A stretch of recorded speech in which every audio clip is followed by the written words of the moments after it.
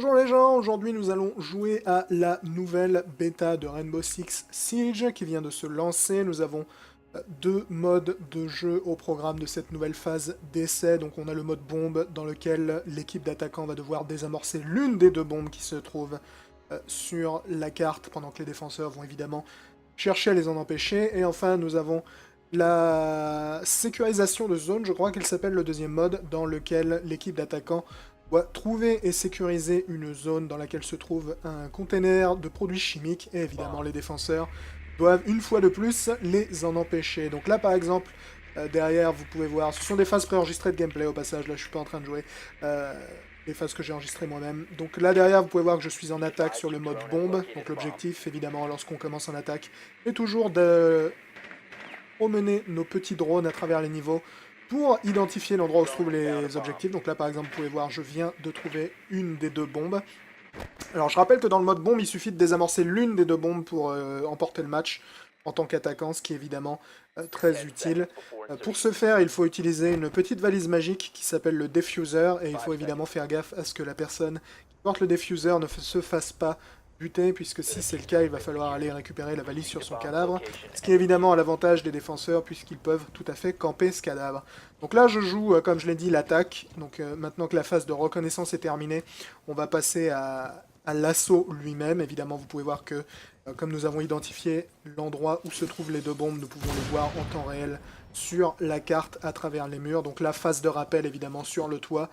C'est surtout utile sur cette carte-là pour faire le tour de la maison. Il n'y a pas vraiment d'entrée par le toit, mais tu peux faire rapidement le tour de la maison sans avoir à passer par l'intérieur, ce qui est évidemment à ton avantage en tant qu'attaquant, que les défenseurs vont généralement t'attendre à l'intérieur. Donc là, je vais descendre la tête en bas et essayer d'ouvrir un petit coup d'œil à l'intérieur, voilà, avec mon fusil à pompe. Le fusil à pompe, c'est pas vraiment la meilleure arme pour flinguer les barricades comme ça, mais bon, ça fait toujours le travail. Je noterai également qu'ils ont pas mal amélioré les impressions de tir sur le fusil à pompe. C'était une de mes critiques principales sur la première bêta. Je trouve toujours que le bruitage n'est pas ce qu'il y a de plus glorieux, ce qui est d'ailleurs étonnant parce que la réalisation sonore du jeu est excellente au-delà de ça. Mais vraiment, les impressions de puissance du fusil à pompe ont été largement améliorées par rapport à la première bêta, ce qui est vraiment cool parce que dans les Rainbow Six, j'ai toujours été un grand fan du duo fusil à pompe-pistolet. Donc pour moi, c'est vraiment cool d'avoir le retour d'un fusil à pompe puissant. Donc là, comme vous pouvez le voir, il y a deux membres de mon équipe qui sont... trois membres même de mon équipe qui sont déjà fait dézinguer. Donc je suis en train de passer un peu en mode cowboy. Et voilà, là je suis dernier survivant de mon équipe. Ce qui va pas m'empêcher de faire un petit massacre, mais si je me souviens bien sur ce round, on a quand même perdu. Je me suis retrouvé à 1 contre 4. Ce qui s'est vite transformé en 1 contre 1. Et malheureusement, j'ai perdu le duel final contre ce charmant monsieur parce que j'avais plus de munitions dans mon fusil à pompe et que j'avais pas vraiment le temps de recharger. Du coup, ça s'est fini au duel au pistolet et ça a tourné à sa faveur. Donc voilà un rapide coup d'œil d'un round d'attaque qui a mal tourné, n'est-ce pas? Mais ça veut pas dire que les performances étaient pas impressionnantes d'un côté comme de l'autre.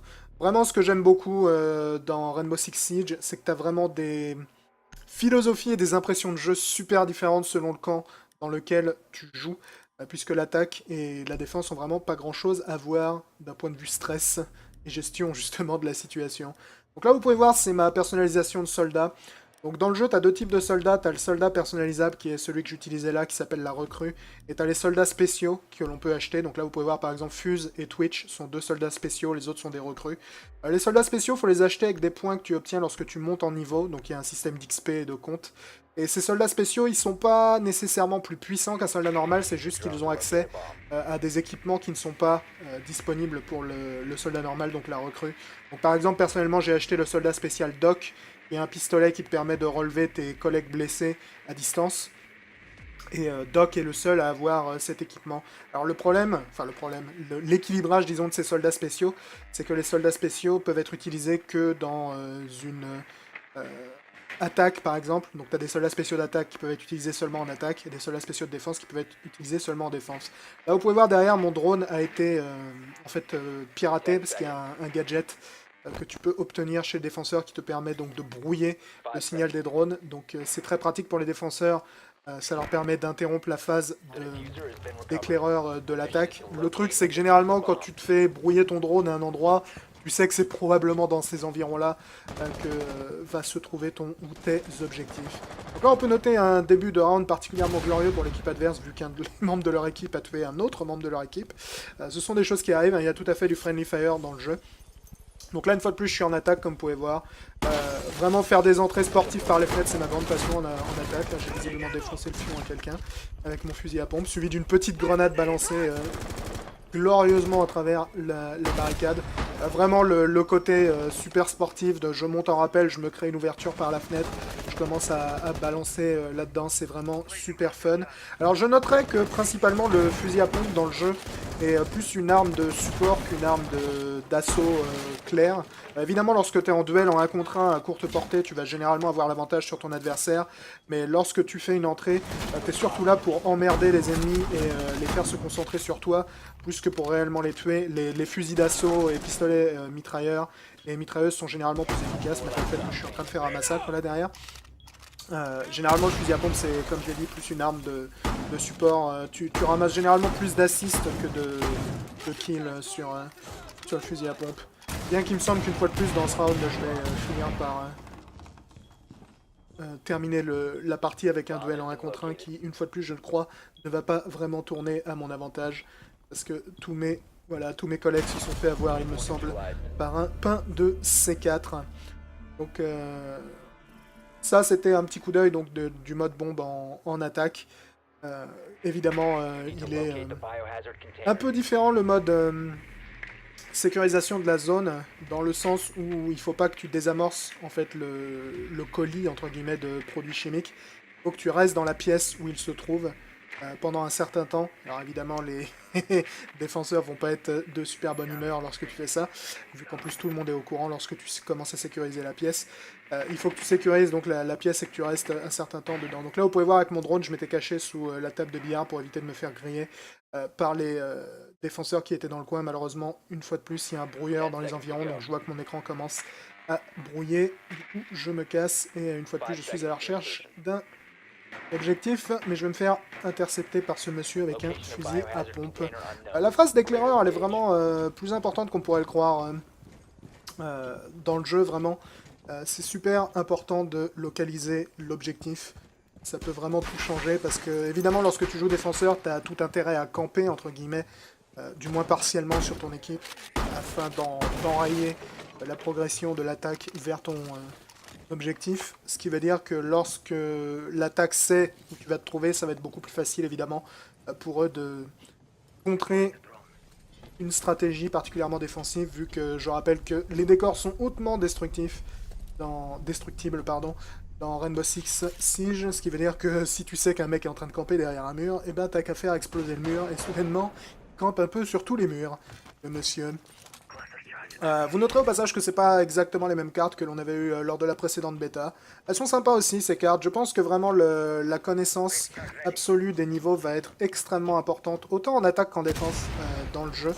Parce que vraiment c'est un jeu dans lequel tu peux te foutre rapidement dans la merde si tu connais pas tous les passages. Donc là vous pouvez voir mon pote s'est fait toucher mais il est pas mort, il est juste blessé.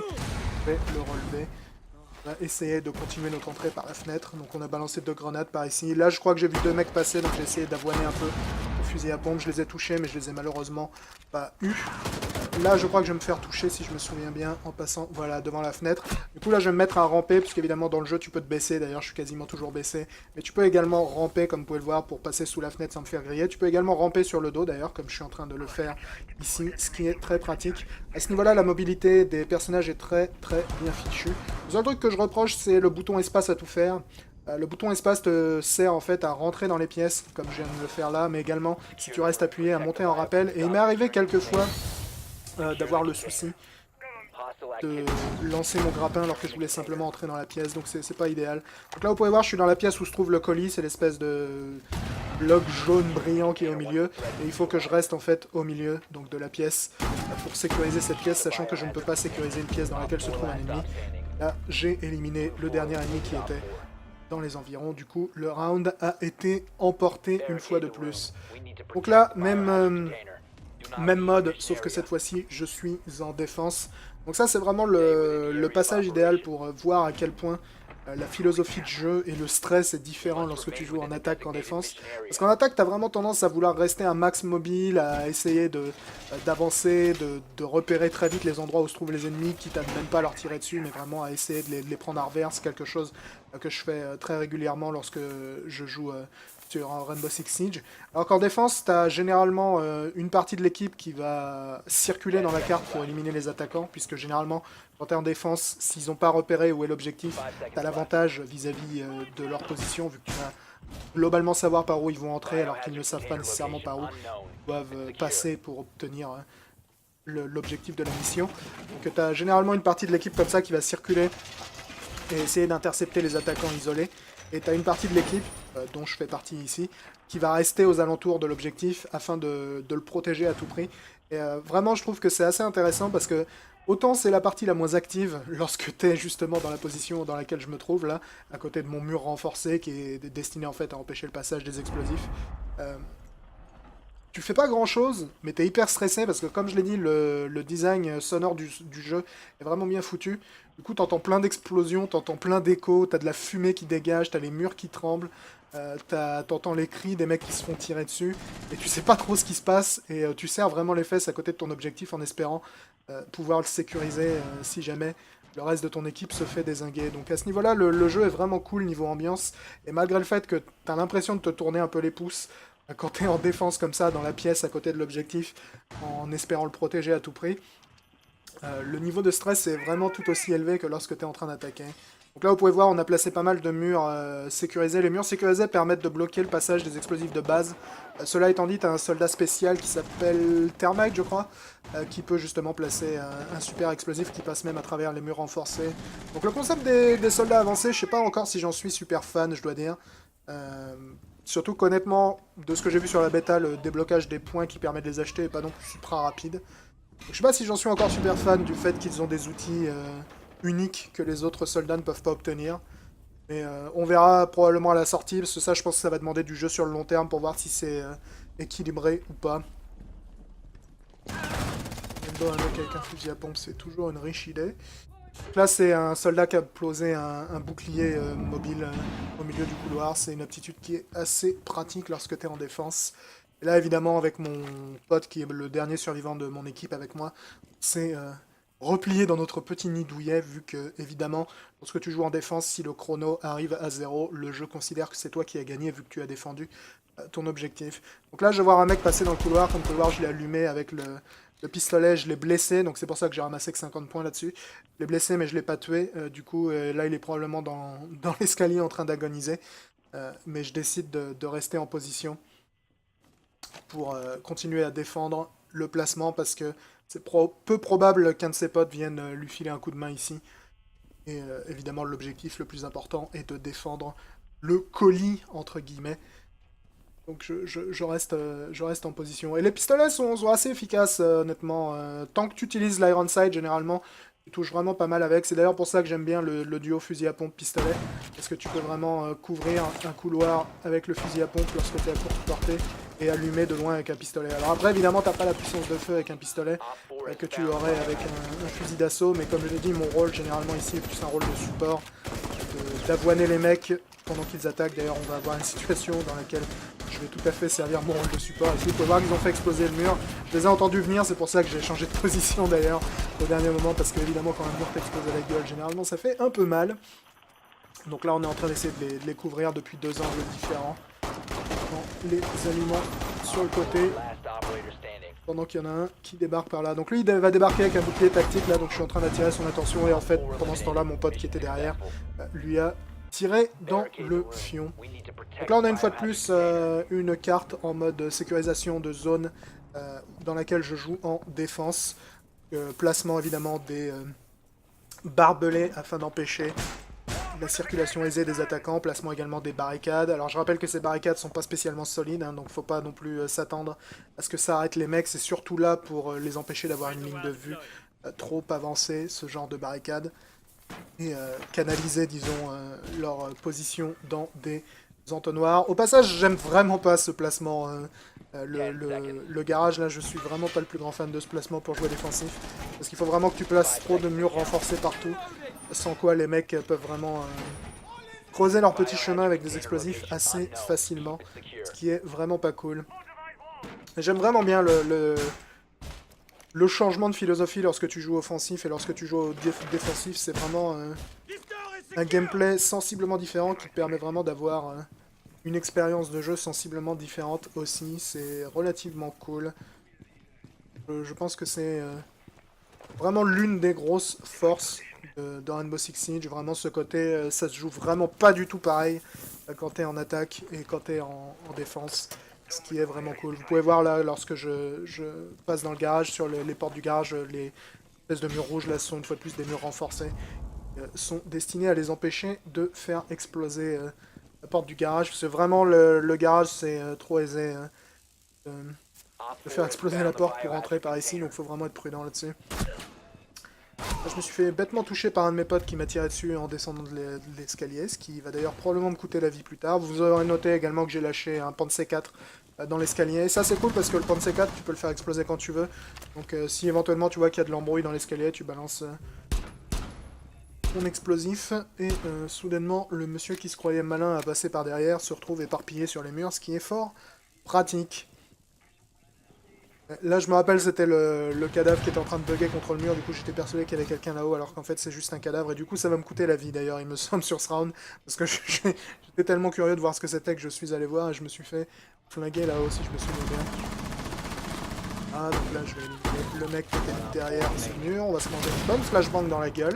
La flashbang elle est vachement bien gérée au passage, vraiment tu peux, si tu la vois venir suffisamment vite, tu peux vraiment rencontrer les effets assez aisément en réfléchissant. Donc là, vous pouvez voir le cadavre buggé. Je rappelle, c'est une bêta, hein, donc ce sont des choses qui arrivent dans les bêtas. Et lui, c'est lui qui va m'abattre, comme vous pouvez le voir. Mais ça ne va pas suffire à le sauver, puisque je me souviens, je crois que l'on avait gagné ce round. Voilà. Mission accomplie. La personne qui m'a tué s'est fait buter également. Donc on va finir sur une dernière phase de gameplay, je crois, en mode attaque, une fois de plus. Donc là, vous pouvez voir, je personnalise une fois de plus ma recrue. On peut choisir à quelle organisation on appartient, ce qui change un peu l'arsenal auquel tu as accès. Personnellement, je joue le GIGN avec le fusil à pompe de base et le pistolet de base. On peut évidemment choisir d'autres organisations, il y en a plein, donc je crois qu'il y en aura même encore plus dans le jeu final. Donc à ce niveau-là, je pense qu'il y en aura pour tout le monde, ça ne devrait pas être un problème. Donc nouvelle phase d'attaque, évidemment une fois de plus être sportive. J'aime bien cette carte pour l'attaque parce que sur le toit, pour le coup, là tu as des entrées assez folkloriques. Tu as une espèce de baie vitrée à l'étage. Donc là vous pouvez voir, j'ai repéré un mec, du coup j'ai changé de chemin parce que je veux pas qu'il abatte mon drone. Mais ouais, comme je disais, sur le toit, tu as une espèce de baie vitrée par laquelle tu peux descendre en rappel qui est assez rigolote. Ça, c'est relativement cool. Donc là, j'ai repéré l'objectif, comme vous pouvez le voir. Donc c'est notre colis à sécuriser. Du coup, je vais me placer sous cette espèce de petit meuble, parce que garder le drone en vue de l'objectif, c'est très utile, puisque lorsque tu meurs, tu peux réutiliser ton drone, ce qui peut être très pratique pour détecter les gens qui sont éventuellement en train de défendre l'objectif. Donc le drone, c'est pour cela qu'il faut vraiment essayer de le préserver autant que possible. Donc là, l'objectif est dans le sous-sol. Et on va évidemment essayer de procéder rapidement par là. Si je me souviens bien, lui, il va faire exploser cette porte. Ce qui est honnêtement pas vraiment utile, parce que tu peux les détruire aisément avec des munitions. Celles-là, j'aurais tendance à les faire exploser seulement lorsque tu sais qu'il y a du monde derrière. Évidemment, lorsqu'elles explosent, elles causent des dégâts assez importants sur les gens qui sont derrière. Généralement, ça les flingue tout simplement. Et dans le cas contraire, vaut mieux les éliminer, je pense, avec des munitions. Cela étant dit, il faut comprendre également que le jeu est assez... pas envie de dire radin, mais disons limité sur les munitions qu'il te donne. Donc faut pas non plus partir en mode mitrailleuse folle tous les instants, parce que tu peux aisément te retrouver avec une arme vide, ce qui est évidemment moins utile. C'est surtout très dangereux lorsque tu joues le bouclier tactique. Quand tu joues le bouclier tactique, t'as qu'une seule arme, c'est ton flingue. Mine de rien, les flingues, ça se vide relativement vite. Il faut faire très attention à ne pas être à court de munitions. Parce qu'évidemment, quand t'as plus de balles, le bouclier tactique, t'es quand même pas très utile. Il faut faire très gaffe à cela. Et donc voilà, dernier round terminé, attaque réussie. Donc globalement, mes impressions sur cette bêta, je trouve qu'ils ont bien modifié le jeu pour le rendre meilleur que dans la première bêta. Les seules critiques que j'ai, c'est vraiment vis-à-vis de la connectivité de la bêta. Alors évidemment, c'est une version bêta, donc je ne vais pas juger le jeu final là-dessus. Mais j'ai passé beaucoup de temps à chercher des parties dans la bêta. J'ai passé beaucoup de temps à perdre des parties à cause des erreurs de connexion dans la bêta. Et j'ai également eu beaucoup de parties où après un round de jeu, t'as la moitié de l'équipe adverse qui se casse et tu finis à jouer à 5 contre 2 dans la bêta. Donc j'ose espérer que tout ça sera corrigé, compensé, modifié, peu importe, dans la version finale du jeu. Et comme je vous l'ai dit, le système de soldats avancés, pour l'instant je suis pas super convaincu. On verra comment ça se goupille sur le long terme. Mais je dois avouer que je suis assez circonspect de cette idée qu'ils ont accès à des outils uniques, qu'il est du coup difficile à connaître tant que tu n'as pas acheté le soldat en question. Et, je me rappelle notamment une fois dans le garage, je me suis fait avoir par une des cluster bombes de Fuse, parce que je ne savais pas que les cluster bombes de Fuse existaient. Donc je sais pas si je suis très très fan de ça, mais au-delà de ces petits problèmes dus, disons, à la partie en ligne et au code multijoueur du jeu sur cette bêta, je dirais que je suis relativement optimiste vis-à-vis de ce qu'ils ont fait là-dessus, Ubisoft. Donc j'ai hâte de mettre la main sur le produit fini pour voir si mes quelques petits reproches seront corrigés. Voilà, ciao tout le monde. Sur la carte à travers les murs, donc la phase de rappel évidemment sur le toit. C'est surtout utile sur cette carte-là pour faire le tour de la maison. Il n'y a pas vraiment d'entrée par le toit, mais tu peux faire rapidement le tour de la maison sans avoir à passer par l'intérieur, ce qui est évidemment à ton avantage en tant qu'attaquant, que les défenseurs vont généralement t'attendre à l'intérieur. Donc là, je vais descendre la tête en bas et essayer d'ouvrir un petit coup d'œil à l'intérieur, voilà, avec mon fusil à pompe. Le fusil à pompe, c'est pas vraiment la meilleure arme pour flinguer les barricades comme ça, mais bon, ça fait toujours le travail. Je noterai également qu'ils ont pas mal amélioré. Bonjour les gens, aujourd'hui nous allons jouer à la nouvelle bêta de Rainbow Six Siege qui vient de se lancer. Nous avons deux modes de jeu au programme de cette nouvelle phase d'essai. Donc on a le mode bombe dans lequel l'équipe d'attaquants va devoir désamorcer l'une des deux bombes qui se trouvent sur la carte, pendant que les défenseurs vont évidemment chercher à les en empêcher. Et enfin nous avons la sécurisation de zone, je crois qu'elle s'appelle le deuxième mode, dans lequel l'équipe d'attaquants doit trouver et sécuriser une zone dans laquelle se trouve un comté. Les impressions de tir sur le fusil à pompe, c'était une de mes critiques principales sur la première bêta. Je trouve toujours que le bruitage n'est pas ce qu'il y a de plus glorieux, ce qui est d'ailleurs étonnant parce que la réalisation sonore du jeu est excellente au-delà de ça. Mais vraiment les impressions de puissance du fusil à pompe ont été largement améliorées par rapport à la première bêta, ce qui est vraiment cool parce que dans les Rainbow Six, j'ai toujours été un grand fan du duo fusil à pompe pistolet. Donc pour moi, c'est vraiment cool d'avoir le retour d'un fusil à pompe puissant. Donc là, comme vous pouvez le voir, il y a deux membres de mon équipe qui sont... trois membres même de mon équipe qui sont génèrent de produits chimiques. Et évidemment, les défenseurs doivent une fois de plus les en empêcher. Donc là, par exemple, derrière, vous pouvez voir... Ce sont des phases préenregistrées de gameplay au passage. Là, je suis pas en train de jouer.